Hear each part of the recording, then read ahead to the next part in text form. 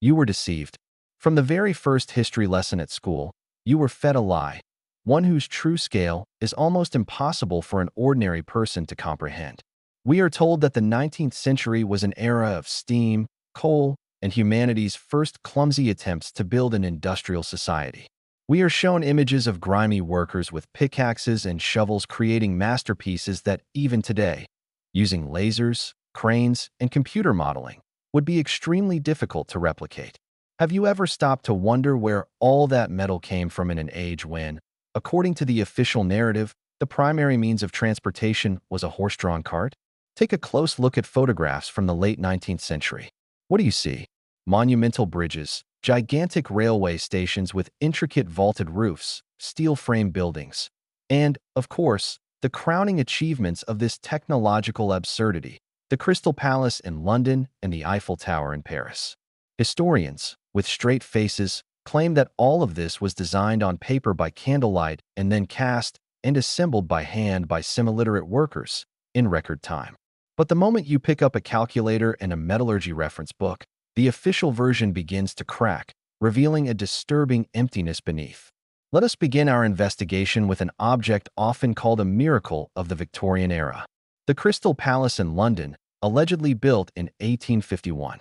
We are told that this colossal structure of glass and cast iron was erected in just a few months. Just take a moment to process these numbers.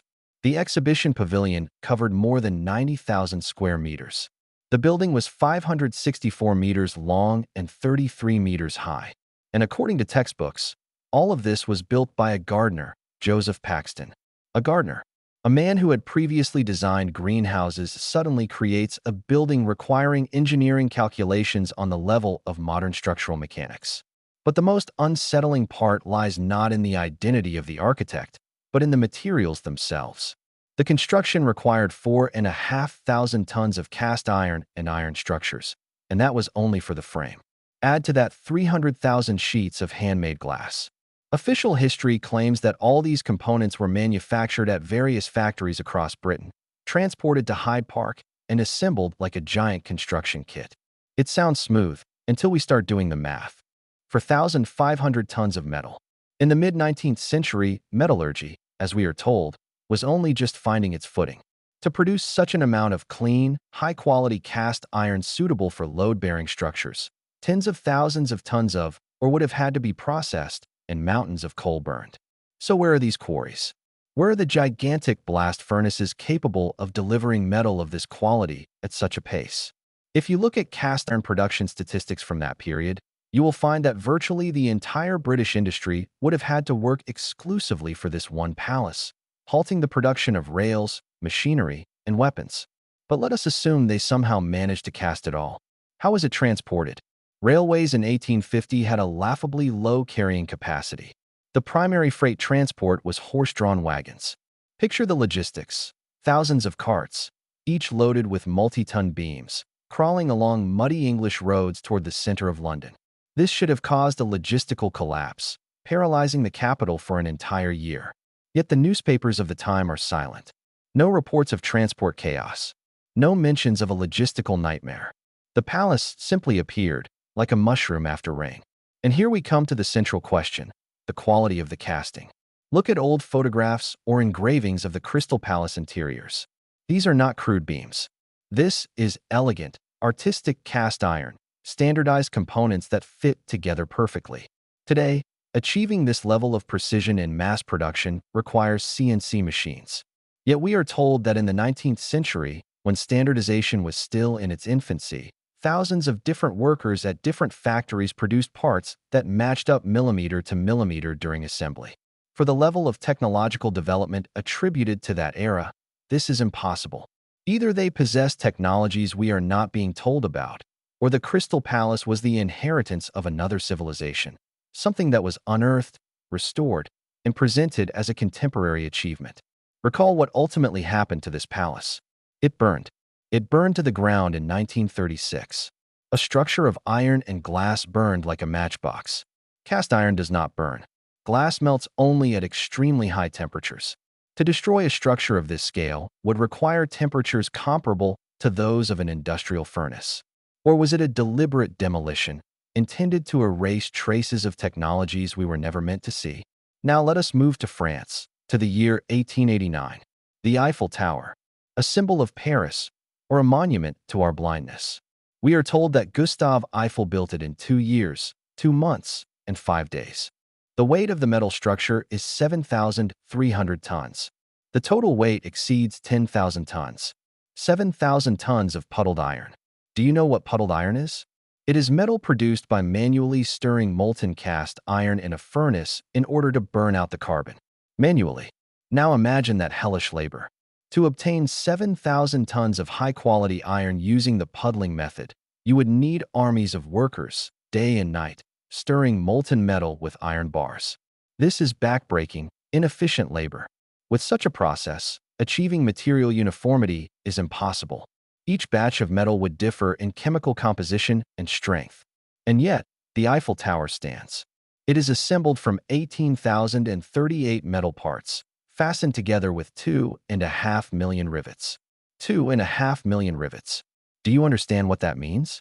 Each rivet must be heated until red hot, inserted into a hole, and hammered into place before it cools. This must be done at height, in the wind, with jeweler-level precision. If the holes are misaligned by even a single millimeter, the structure will not assemble. Official history tells us that all the holes were drilled in advance at the factory, meaning that Eiffel's engineers calculated all 18,000 parts with accuracy down to tenths of a millimeter and never made a single mistake. No computers, no laser rangefinders, using slide rules and paper blueprints. Statistically, this is impossible. With such a volume of manual labor and such primitive manufacturing methods, the defect rate should have been enormous. The tower should have been warped, crooked, requiring constant on-site adjustments. But it is not.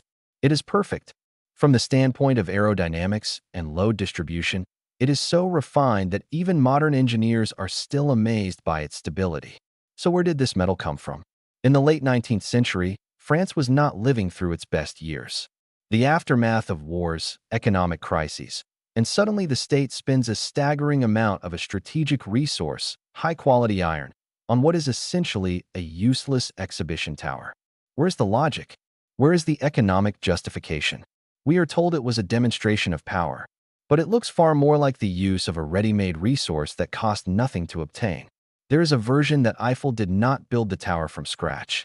He may have been reconstructing it, or assembling it from pre-existing elements found in warehouses belonging to some earlier, more advanced era.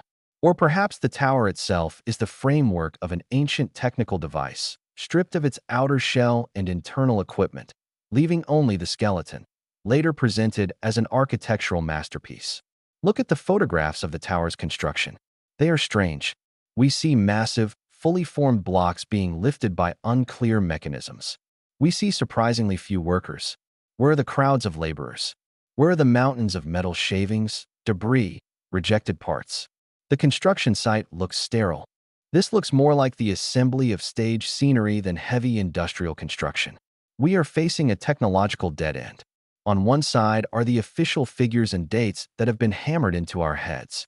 On the other side are the laws of physics, chemistry, and logistics, screaming that producing, transporting, and assembling such volumes of metal in the 19th century, using the technologies that are claimed, was impossible. Someone is playing a shell game with us, swapping real history for a beautiful fairy tale about technological progress. But if they could not build it, then who did? And most importantly, when? The answers to these questions will overturn your understanding of reality. Let us dive deeper into the numbers that bring down the house of cards of official history and look at the demographic situation of that era. This is a key point, one that historians carefully avoid or bury under mountains of meaningless statistics.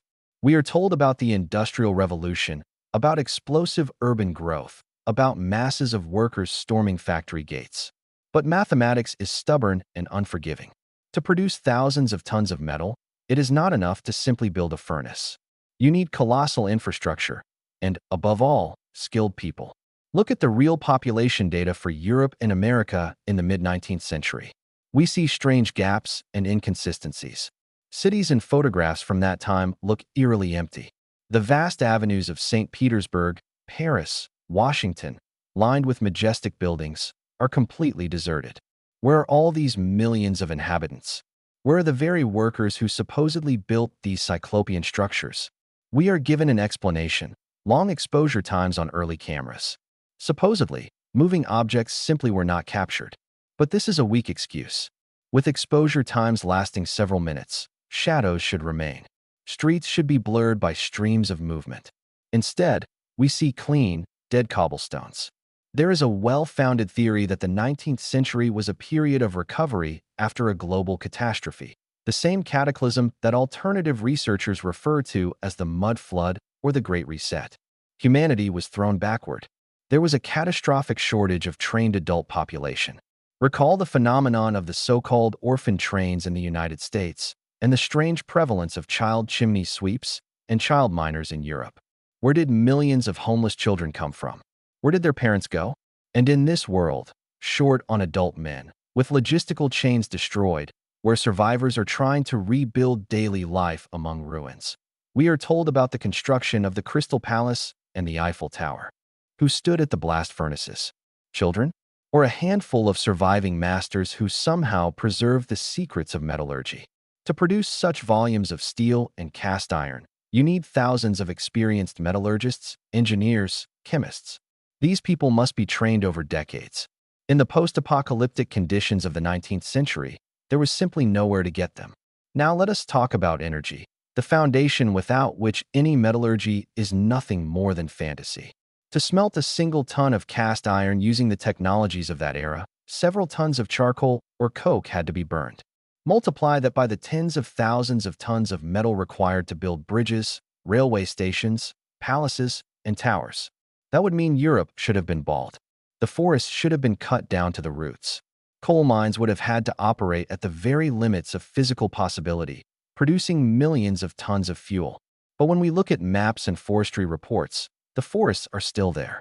Coal production does increase, but nowhere near the levels that would match the appetites demanded by the alleged construction boom. The energy balance simply does not add up. So where did the energy for smelting come from? The official narrative is silent, or mumbles something vague about the efficiency of new furnaces. But the laws of thermodynamics cannot be cheated. Either coal production was 100 times higher than we are told, and we have no idea where, or the metal was not smelted using coal at all. There is a disturbing possibility that the entire metallurgical industry of the 19th century is a fiction, a facade. The enormous factories shown to us in engravings may have been nothing more than remelting sites, or, more likely, warehouses of finished products left behind by a previous civilization. Imagine discovering a colossal warehouse filled with I-beams, pipes, and sheets of cladding, all left behind by those who lived here before us. You do not need to mine, or you do not need to burn forests. You simply take what is already made, adapt it slightly to your needs, and then claim it as your own invention. This explains why the quality of metal in old structures often surpasses modern equivalents. It explains the absence of slag heaps that should be mountain-sized if production had truly started from scratch. We are living among the ruins of giants, using their spoons and forks, and proudly calling it industrialization. The technological leap of the 19th century was far too abrupt, far too unnatural. In just 50 years, humanity allegedly jumped from tallow candles to electricity and skyscrapers. In biology and sociology, such leaps are impossible without external intervention or the use of a pre-existing foundation. We look at the intricate lattices of old bridges, at the complex riveted structures, and we miss the main point. This is not just iron. These are elements of a single, global system, whose purpose we have forgotten. The Crystal Palace and the Eiffel Tower were not exhibition pavilions. Their shape, their structure, their materials hint at a purely technical, functional purpose. Perhaps they were energy transmission stations, capturing atmospheric electricity, as many researchers of Tartaria suggest, and the metal for them was not cast by gardeners or bridge builders. It was taken from reserves that miraculously survived the catastrophe. Now let us come down from the clouds and look at the details that literally scream forgery. Engineers and mechanics will understand me immediately. We are talking about standards and unification. Have you ever tried to screw a Soviet bolt into a modern imported nut? Most likely, it won't work because the thread pitch is different. Now, Let us return to the 19th century. We are told that the Eiffel Tower and the Crystal Palace were assembled from millions of parts produced by different contractors. At that time, a unified system of standards was only just emerging. The Whitworth thread standard was adopted in Britain in 1841, and its implementation took decades. In France and other countries, there was complete chaos. Each factory, each workshop had its own templates, its own inches, its own feet. And yet, we are asked to believe that thousands of tons of metal structures, produced in different workshops, were brought to the construction site and fit together perfectly. Holes aligned, bolts slipped in like butter, beams joined with no gaps. This is a technical absurdity. Even today, with computers and laser control, large construction projects constantly run into misalignment problems. Back then, with manual production and no unified metrological standards, assembling the Eiffel Tower should have been an endless nightmare of files and sledgehammers. But in the photographs, we see perfectly straight lines. This tells us one thing. The parts were manufactured in a single, high-tech production complex operating under strict, unified standards, a complex that, according to the official history of the 19th century, simply did not exist. Where did the molds for casting disappear? This is another question that leaves historians baffled. To cast a complex iron part, you need a mold.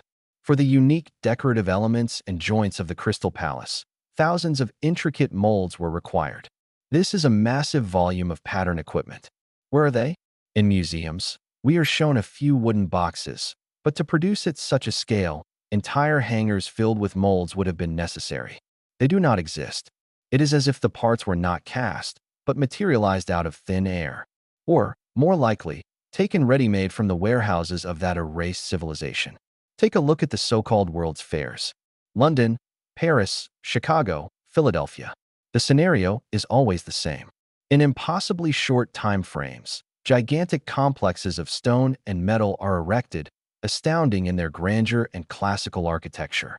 We are told these were temporary pavilions made of plaster and sticks. But look at the photographs of the ruins after fires or demolition. Massive reinforcements stick out. Solid brick walls and steel frameworks are visible. Why build permanent structures for just one season only to demolish them afterward? It is economic suicide. There is a disturbing hypothesis that the World's Fairs were not demonstrations of achievement, but cover operations.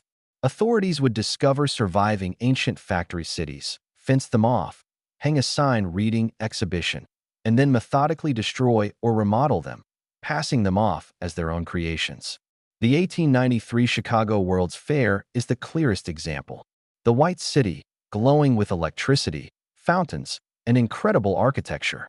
We are told all of this was built in a couple of years from lath and plaster. Do you believe it?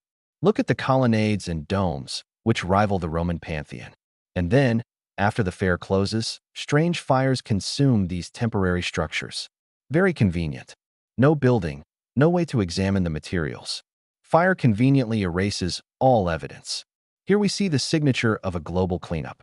Not just buildings were destroyed, evidence was destroyed.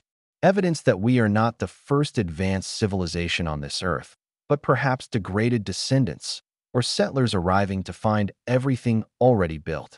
One more unsettling fact: the depth of the foundations. When modern builders try to reconstruct buildings from that era or build new ones nearby, they often encounter floors buried deep underground. The Polytechnic Museum in Moscow, buildings in Paris and London, they all have full underground floors, complete with windows and doors. Historians mumble about the cultural layer. What kind of cultural layer could bury the first floors of buildings 3 to 4 meters deep in just 100 years? This is not dust from pedestrians' shoes. These are the traces of a catastrophic flood, a mudslide that covered entire cities in clay and debris. And it was from this mud that the tops of those very metal frameworks, what we now know as train stations and exhibition pavilions, protruded. Our ancestors, the people in top hats and canes, simply dug them out, cleaned them, inserted new glass, and called it a triumph of 19th century engineering. They claimed someone else's heritage because they themselves could not produce even 1/100th of that metal and stone. We live in sets built by someone else, using technologies whose true principles we do not fully understand, reduced to the primitive burning of coal and oil. We are now approaching the most chilling part of our investigation, the part that sends shivers down your spine. If we accept that, technically and logistically, building these gigantic metal structures in the 19th century was impossible, an unavoidable question arises. What was their true purpose? Official history feeds us stories that the Eiffel Tower was just an entrance arch for an exhibition, and the Crystal Palace was a giant greenhouse. But let us look at these structures through the eyes of an engineer or energy specialist, not a tourist. Before us are massive, electrically conductive circuits. The metal used in these constructions possesses strange properties that we are only just beginning to rediscover.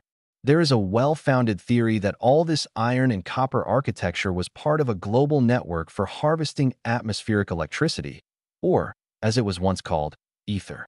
Look at the spire of the Eiffel Tower. It is a classic lightning rod. The entire structure functions as a gigantic antenna, with roots going deep into the ground, where, as we have discovered, the true foundations and technical floors are hidden. The authorities of that time, the very usurpers who seized the world after the catastrophe, understood exactly what they were dealing with. But they did not need free electricity, available to everyone at any point on the planet. They needed power and control. Free energy makes people free. Energy that must be sold, coal, oil, gas, makes people slaves. That is why we see the strange paradox of the late 19th century. Amid towering and possibly still operational etheric masts, we are fed primitive internal combustion engines and dirty coal generation. It was the greatest sabotage in human history. To force us to pay for light and heat, the old infrastructure of free energy had to be destroyed. That is why the Crystal Palace burned. That is why magnificent exhibition halls in America were demolished. This was not the demolition of old housing. It was a purge of evidence. They destroyed technologies that could have turned our lives into paradise and drove us into a technological dead end based on the burning of resources. Nikola Tesla did not invent anything new. He merely accessed knowledge preserved from that earlier era, tried to revive it, and was immediately crushed by financial elites like Morgan, who had no interest in free energy for the people. But there is an even darker secret connected to this period. Where did the people come from to run this new slave-based economy? We have already talked about the emptiness of cities in old photographs. Yet suddenly, a demographic explosion occurs, one that defies all logical explanation. The world's population begins to grow exponentially, despite unsanitary conditions, disease, and wars. Where did these millions of new citizens come from? Remember the phenomenon of incubators. At the end of the 19th century, at every major exhibition, alongside technological marvels, children in incubators were displayed. We are told this was to save premature infants. But the scale is shocking.